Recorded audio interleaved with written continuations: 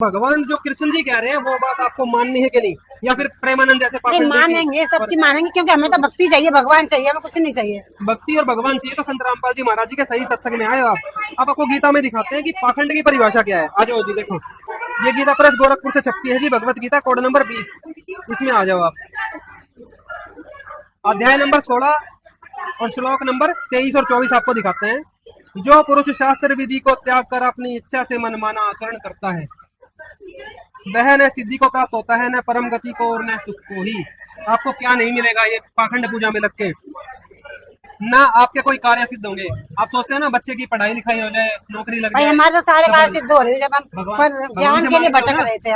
वो आपके पुराने जन्मों के कर्मों से हो रहा है। हाँ। आज की भक्ति आपकी नहीं फलेगी, ये गीता में बताया, हम नहीं कह रहे। देखो वह न सिद्धि को प्राप्त होता है, न परम गति को, मोक्ष नहीं होगा आपको, न सुख को ही। जो भक्ति से होने वाले आज के आपके लाभ हैं वो नहीं मिलेंगे। आगे देखो, इससे तेरे लिए अर्जुन इस कर्तव्य और अकर्तव्य की व्यवस्था में शास्त्र ही प्रमाण है। ऐसा जानकर तू शास्त्र विधि से नियत कर्म ही करने योग्य है। ये चीज ही भगवत गीता में लिखी है, गीता प्रेस में प्रकाशित होती है, आप पढ़ लेना कोई भी गीता। हाँ, जो प्रमाण दिखा रहे थे हम घर पे जाके जरूर देखेंगे। गीता है जानना है, भगवान चाहिए, भक्ति चाहिए, मोक्ष चाहिए, बस। गीता है आपके पास? हाँ जी है, गीता है घर पे। गीता में चेक कर लेना आप, गीता में ये चीज आपको एज इट इज मिलेगी। हाँ जी। और आपको ये वीडियो बनेगी, इसका लिंक भी भेजेंगे, इसमें आप मिला लेना पूरा। लिंक भेज देना, हम सब ये देखेंगे मिला के कहाँ तक तुम्हारे संतान ज्ञान सही है, तभी हम जुड़ेंगे। जिन कथावाचकों को आप सुनते हो, क्या कभी उन्होंने शास्त्रों से प्रमाण करके दिखाया आपको कुछ? नहीं भाई, ये तो नहीं दिखाया। जैसे किसी ने हमें शिव पुराण का ज्ञान दे रहे थे कोई, तो हमने शिव पुराण से दिखा रहे थे भाई ये शिव भगवान है। किसी ने विष्णु पुराण से दिखाया कि ये भगवान है, हम तो ये मानते सब भगवान ही है, सबको बता रहे थे भगवान। आप वैसे ही सोचो, सबका मालिक एक है। हाँ, दो भगवान तो आपने अभी गिन दिए 2 मिनट के। बस वो यूँ कहते थे भगवान के नाम आने का, पर भगवान एक ही है। भेद बुद्धि इसी को बोलते हैं, भेद बुद्धि। आपकी बुद्धि में भेद आ गया, आपको पता ही नहीं भगवान कौन है। संत रामपाल जी महाराज जी के सत्संग आप 15 दिन सुन लोगे ना, आप खुद ही अपने मुंह से कह दोगे कबीर इज गॉड।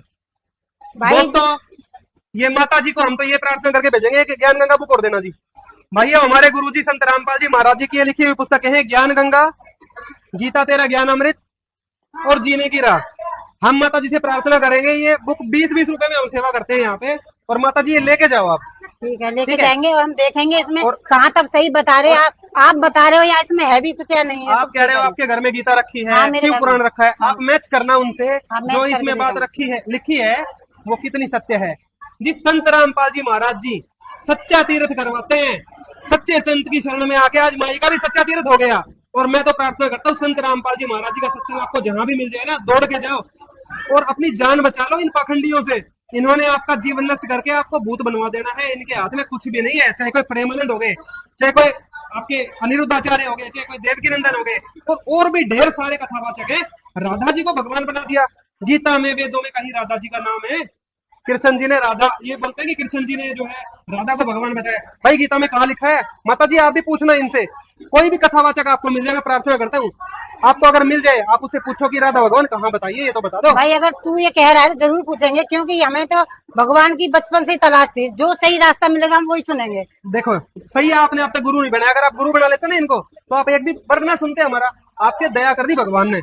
आपको दिखाते हैं गीता के 18वें अध्याय में, ये देखो माई, गीता ज्ञान कितना पवित्र है। हमारे गुरु जी कहते हैं गीता जैसा ज्ञान जो है हम समझ नहीं पा रहे, इतना अमृत ज्ञान है ये 18वें अध्याय का 62वां श्लोक देखो। तमेव शरणम गच्छ सर्वभावेन भारत, तत्प्रसादात् पराम शांतिम स्थानम प्राप्स्यसि शाश्वतम।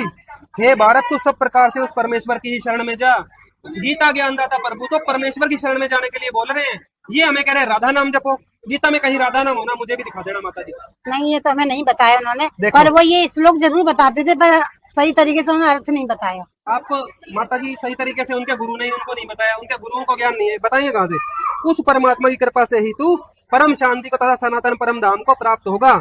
और अब देखो लास्ट श्लोक चल रहे हैं गीता के 18वां अध्याय। इस प्रकार यह गोपनीय से भी अति गोपनीय ज्ञान मैंने तुमसे कह दिया।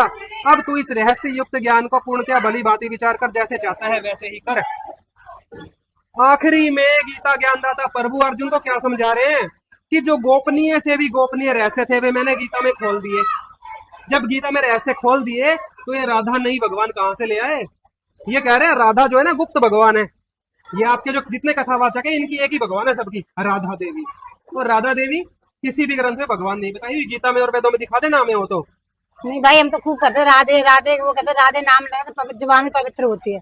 माता जी आपका हृदय पवित्र है, इसलिए आपको तो सारे नाम पवित्र नजर आएंगे, पर ये पाप बुद्धि लोग आपको शास्त्र विरुद्ध साधना में लगा के भूत तो बनवा देंगे, ये कोई आपको मोक्ष नहीं करवा सकते। जब गीता में गोपनीय से गोपनीय रहस्य बताया जा चुका है, परमेश्वर की शरण में जाने के लिए बोला जा चुका है, कबीर परमेश्वर की शरण में 8वें अध्याय के 9वें श्लोक में नाम भी लिखा हुआ है, कबीर है उस परमात्मा का नाम। जब उसकी शरण में जाने के लिए बोल दिया, इससे गोपनीय रहस्य आप राधा कहाँ से ले आएंगे? तो माता जी आज आप नाम नहीं ले रहे, कोई दिक्कत नहीं है, आप चाहे महीना लो, चाहे आप हफ्ता लो, चाहे 10 दिन लो, चाहे आप 6 महीने लगा दो, इस ज्ञान को सही से समझ कर फिर संत रामपाल जी महाराज के चरणों में लग जाओ। परमात्मा कबीर साहब खुद आए हुए हैं, पिछले 28 साल से संत रामपाल जी महाराज जी का तो मोक्ष हो गया था 1997 में। ये सारी बातें देखी तो नहीं थी, हमें गीता भी पढ़ते थे, जैसे रोज पाठ कर लिया नित्य नियम की तरह, पर हम ये समझ कुछ नहीं पाए थे। पर आज ये तुम बता रहे हो तो ये जरूर देखेंगे घर पे जाके, तो प्रमाण हमें देखने। एक बार में भैया एक बार में समझ नहीं आता, इनको टाइम दो, हम भी कह रहे हैं आप सत्संग सुनो, कुछ दिन सब समझ में आ जाएगा माता जी सत्संग। भाई आप कह रहे थे, हम जरूर सत्संग सुनेंगे, प्रमाण भी पढ़ेंगे और प्रमाण देख के और जरूर नाम भी अच्छा लेंगे, क्योंकि सत्संग आज हमें जो सुना हमें बहुत अच्छा लगा, पर नियम ही थे जो नियम की वजह से हम नाम दीक्षा नहीं ली।